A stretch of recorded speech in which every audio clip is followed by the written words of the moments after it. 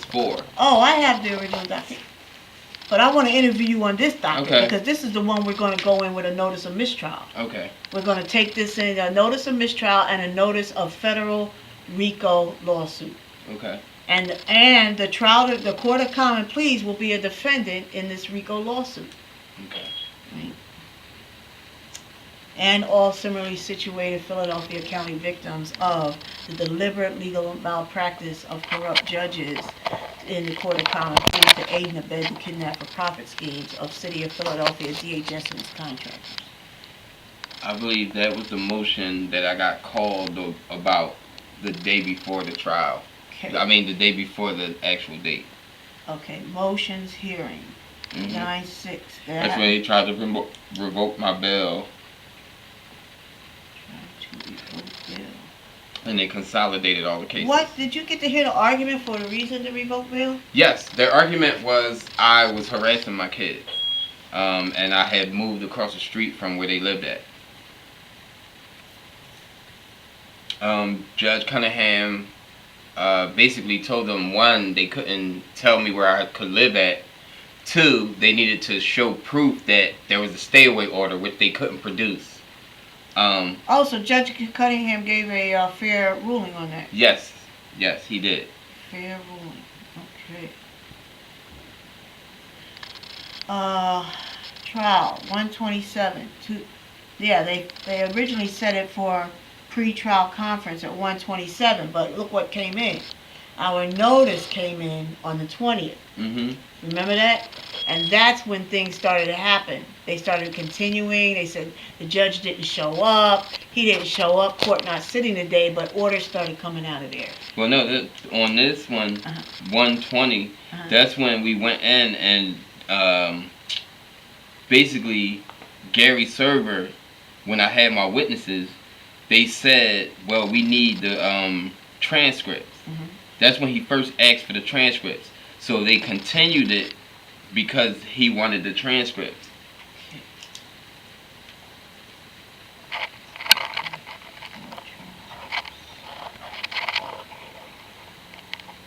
So basically they tried to get me locked up before the trial, because if I would have been locked up, they would have just when you're locked up, it's the same thing that's going on right now. I got the 5th family court bench warrant on me, where they criminalize you in a civil matter just so that you can't function.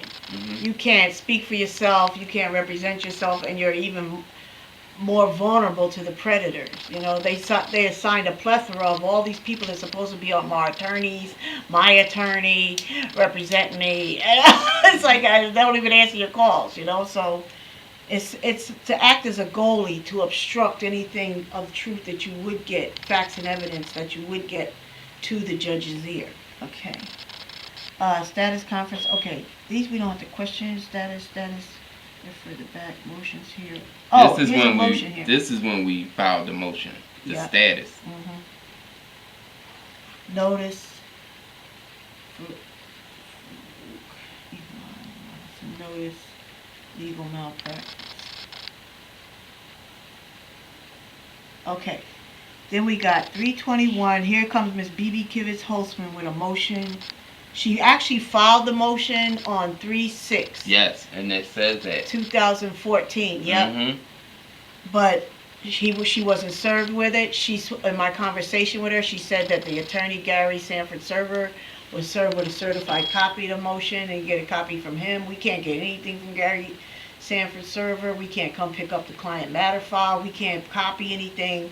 He's just totally in the dark about it. You know, Gary said And another thing, let me just say this, people. Stop complaining to the Bar Association disciplinary complaints about attorney conduct. That's like complaining about the fox in the hen house. Okay, to the fox, all right? File against them, make them one of the defendants in the racketeering action that you do, in the RICO action that you do, because they are profiting. On a court-appointed attorney at will, they get about $300 just to service this case. Don't you think they're going to go where the money's at? You know? There's a lot of work involved if you really are going to provide a defense for someone. If you really are going to practice law, there's work involved. you know? And there are many people that are willing to practice law and are integrous about it, and they're hardcore about it, and they know what they're doing. You know, they enjoy doing it and doing the right thing. But when you see somebody who's deliberately using you to sell you down the river, and there's some undisclosed amount of money that they've sold you out for, right? It may not be cash. It may just be the ability to keep getting other cases assigned to them. It's political.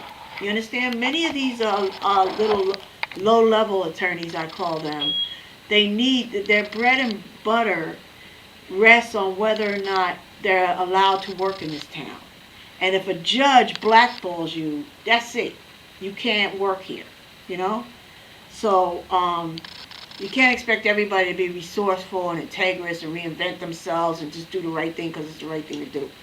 So include that person in the racketeering lawsuit and let the federal judge discern degrees of culpability. Like to what extent does this person own blame, less than maybe the one who owns the greater degree of blame, you know? But still, it will be extrapolated and there will be judgments that render accountability. Okay. All right, so we're going to go down here. They still have the pre-trial schedule for it. I want to go down here where it talks about the, held for court information filed. On 4/18/2013, what's that information filed? Is that the district attorney filing information? I have no idea. I was incarcerated. Okay, it must be, okay. Incarcerated. Okay.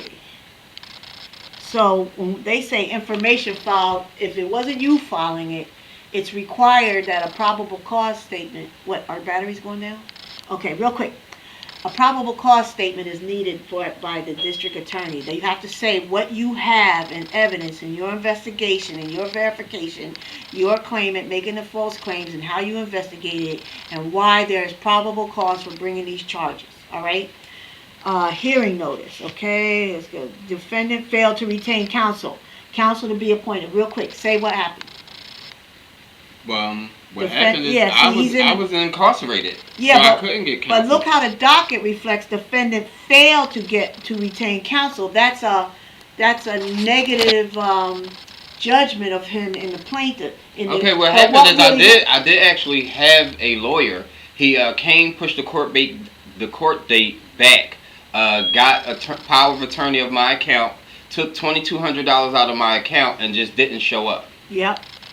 And so Doug Dorfman. He had no voice for Doug Dorfman, right? He had no voice for getting that to the judge or to the court, right? Yes. Doug Dorfman. So what does a court do? It makes it look like a failure on your part or non-compliance, all right? Now, entry of appearance for Gary Sanford Server. He was appointed on May 3rd, 2013. He entered his appearance. Still incarcerated. That's good to know. So they appointed you an attorney while you're still incarcerated. So, okay, that was the next day. That was the next day after 5 seconds when they say you failed to receive counsel. So you know what needs to be investigated? Like, does Gary Sanford Server know Doug Dorfman? I have no idea. There's a way you can look up attorney relationships. You can see the different cases they worked on together if they even know each other. Mm-hmm. You know, like as by Google, like you just Google them, you put them in quotes, or you put cases, or you put summary, or you can see where their names are showing up in the same cases. Mm-hmm. So he might, if we find out that he knew Doug Dorfman and had reason to believe, and there was reasonable expectation that he knew what was going on, that you had just been ripped off. He said, "I'll take it from here," right? Okay. He would have said that, but that's something you anticipate before you say it. You have to have the proof. Okay. And the research is something that an administrative service would do, like a legal assistant. Those are the things that they ask us to do. You know, gauge the relationships of people. Every law firm, even sole proprietorships, large and everything, in order to have malpractice insurance, you must perform conflict of interest checks. You must perform a check to see whether or not the attorneys involved ever worked for the same people, different people, at once, or currently working for the same people now. ever benefited in any way. You have to you have to identify conflict of interest, and then you have to rule out that it's not a conflict of interest to move forward on the case. All right? Or lose your lose your legal malpractice and your bail posted. All right. How much was your bail? 130,000. 13,000. How much did you have to post? 13,000. So what was the total bill? Total bill was 130. 130, and you had to post 10%. Yes. 30,000. And they still have that on deposit? Yes. They have $30K of his money while they were trying to gouge him for child support. All right. Bail posted. Okay. Hearing notice. Okay, here we go. Here's the first weird thing in this docket. Well, several weird things. Judge motion for continuance. Judge not sitting, but stuff happened that day.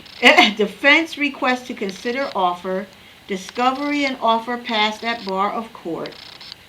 Right? They passed the fact, give them this offer. And they named everybody that was told. Vince Petrie, ADA, Jay Morgan, DA, defendant attorney, Gary Server, somebody DRT, we don't know half these anachronisms, M. Robinson, and clerk L. Gordon.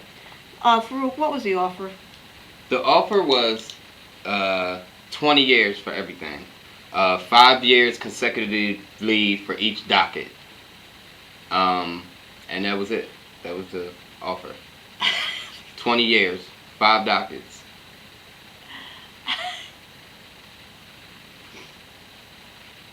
It's like, they might as well say, put a road on, just jump off the cliff. Yeah. Yep. 20 years for everything. Yeah, and I said no. It's ridiculous. 5 years consecutive, each count, each charge. Alrighty then. Alright, so, hearing notice. Pre-trial conference. Commonwealth offer rejected by defendant. List for trial. And I'm just going to give everybody a suggestion. Follow the lead. Follow his lead. Okay?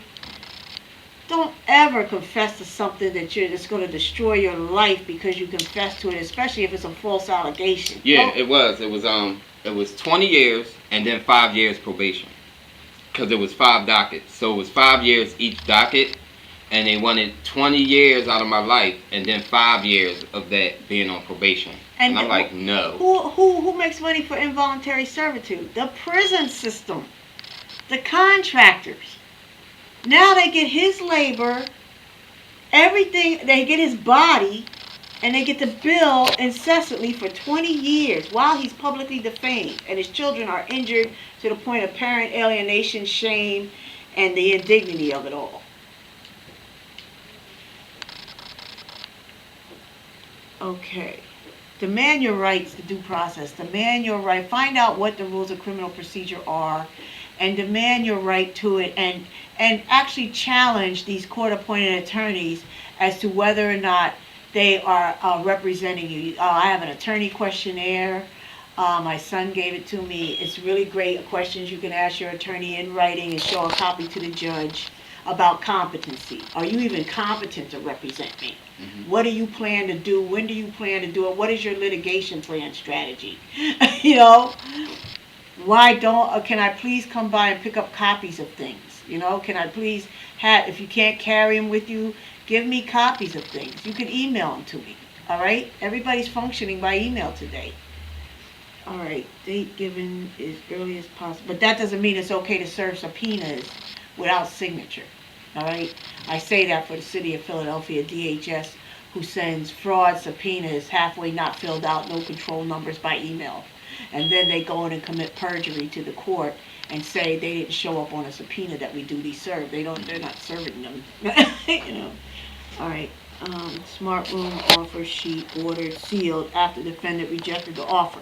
So now the court has sealed it. We can't control this docket, right? Mm-hmm. The only way we know what happened in the docket is talking to the affected party, right? Mm-hmm. So that's why it's so important to do docket analysis. We need to get in there intricately for this docket. Then we zoom out and say, wait a minute, This is one more that's causing a public safety emergency here in the city of Philadelphia. What is causing the public safety emergency? Deliberate legal malpractice of due process of law to aid and abet City of Philadelphia DHS and its contractors' Kidnap For Profit schemes. Okay, so discovery is incomplete. Status of discovery on 7-3. Status of discovery scheduled. Here the Judge Cunningham tried to get discovery. He ordered that he admitted discovery is incomplete and get some. Because there is no discovery. All they're using is testimony. False allegations. Oh, which by the way, Faruq has a stack of forensics evidence and filings that's this high on this disk. 600 pages. Yeah. So, I mean, this is the records that need to be subpoenaed. These are the records that need to be entered. This is the defense case that should be entered and heard fairly. You don't just hear from the district attorney. You just don't hear from the prosecutor. You hear from the defendant. And let me just say this, the defendant can become a cross plaintiff. When you come back in, this docket as it reads right now, Commonwealth of Pennsylvania versus Faruq Robinson, you draw a line in the case caption and underneath Faruq Robinson versus Commonwealth of Pennsylvania Trial Division, City of Philadelphia DHS, City of Philadelphia, Harrisburg Department of Public Welfare, fraud. You understand? And then you have your notice of mistrial and cross claims. Here's my claims against you. And you get all of that on one case caption. Yeah, you can do that at the state level. It doesn't have to be federal. There are many, and that's another thing I like to do. I like to research successful attorney filings. Knowledgeable attorneys that have already done the work, all right, and did it well. Okay, order granting motion for continuance, defense counsel, okay. I think that was the last thing that was bothering me. Comment motion to reconsider it. Oh, here it is. When they had the motion hearing, that's not it. They had the motion hearing on B.B. Holtzman Kivett's motion for reconsideration. She was allowed to put it in the docket as an asterisk, but it was really for City of Philadelphia DHS's Children's Alliance, of whom she is a board of directors member, a fiduciary beneficiary. Okay, and as a prosecutor, a district attorney's prosecutor of high caliber wins in child sexual abuse convictions. But I want to show you in this docket where, printed on 329, on 326, Charles J. Cunningham III uses contextimony. That's where you use double speech, talking all around the barn, right? To actually give Children's Alliance the judicial authority, and he gives them the adjudicating authority to make the decision of how this case is going to go. He actually forsakes his judicial position of being able to make a decision based on any law and leaves it up to what Children's Alliance feels like doing. Listen to how this contextimony, this order is on 326 is worded. Order granting motion to compel discovery. It looks like there was a motion to compel discovery. There wasn't. Did Gary Sanford serve in a motion to compel discovery? No. No. The only motion hearing was on the motion for reconsideration of BB Kits. Contextimony. Now, after the reconsideration of the court's order compelling the Philadelphia Children's Alliance, PCA, to transcribe witness statements, because at one point Judge Cunningham did order them to produce those transcripts by April 1st. But B.B. Holtzman Kivitz came in and did a motion for reconsideration on 3-6. Oh please, they don't do that no more. It's too much work, right? So he said, I reconsider it. The court rescinds its order that PCA transcribed those statements. He withdrew the order for them to produce it. Mm-hmm. Right? Because he knows that it implements them being liars. Yep. The court orders the Commonwealth to provide to the defendant accurate witness transcripts by 4/11/14. So he changed accountability. Yeah, but what is the Commonwealth going to give you? The Commonwealth exactly. isn't going to give you anything. Which is but why what the district attorney told the Commonwealth. Yeah. When they submitted the materials. So right? he took the accountability off of Children's Alliance because of B.B. Kivitz. Right. City of Philadelphia. It's like leave the weight off of them, right? So he's part of the crime. Exactly. That's why the trial division, the Court of Common Pleas, trial division must be a defendant in a RICO action. Okay. When you notice, here's your mistrial in your venue. Here's everything you did wrong. No matter what you do now, if you go to trial on 4/21, I'm noticing you right now. I reserve my right to declare a mistrial. All right. 2. Here's all your liability and what I'm going to sue you for if you wrongfully convict me and incarcerate me again. All right.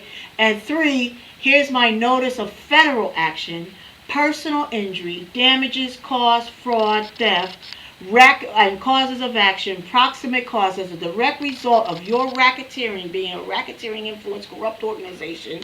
You caused all these damages. Here's my note, and this gets filed into the state court before their so-called pretrial, 4/17. Yeah, we coming. Yep. And when it gets filed in there, it gets published on his case study page, so everybody sees he did it. You know, everybody sees it. When I say everybody, it's not just the other victims. We want criminal justice authorities. We want people like the Freed, who did the Free report, Honorable Louis Freed, to come in and investigate these people for governance, compliance, and integrity. We want the Pennsylvania Auditor, David Vesquali, to look at these people and see how much money is being embezzled.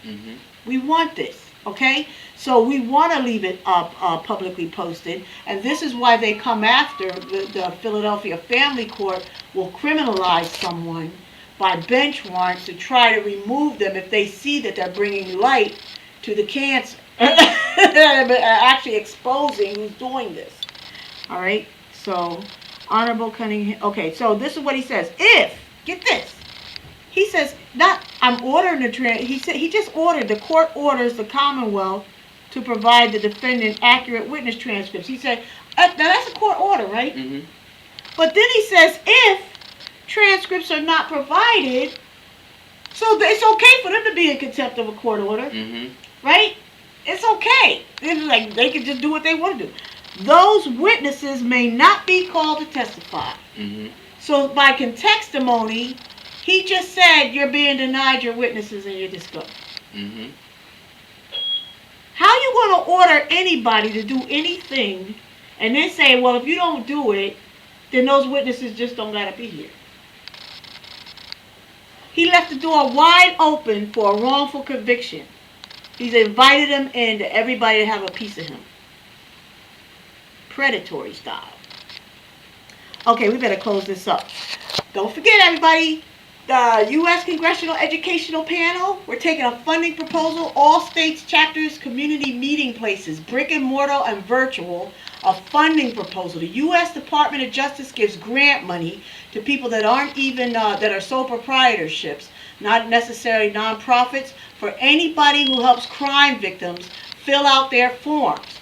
We want funding proposal, we want this funding from the Department of Justice and all private funding from any source, because it creates unlimited jobs, an unlimited referral network where everybody can focus on their level of expertise, what they can do.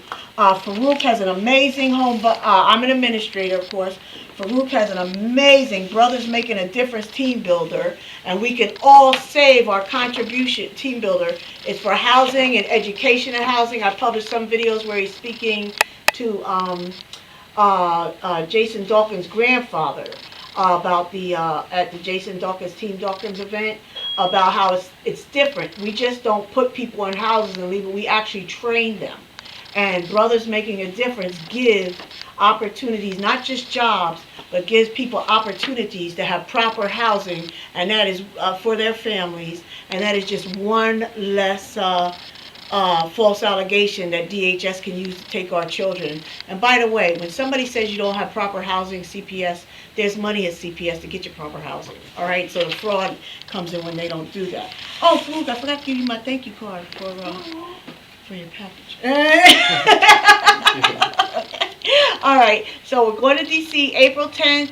We're speaking for the U.S. Congressional Educational Panel, and we're taking these case studies, even though City of Philadelphia and Family Court are trying their best to keep the word from getting out. It's already out. We've jettisoned our data, claims data, to the Department of Justice and to our Pennsylvania prosecutors and investigators.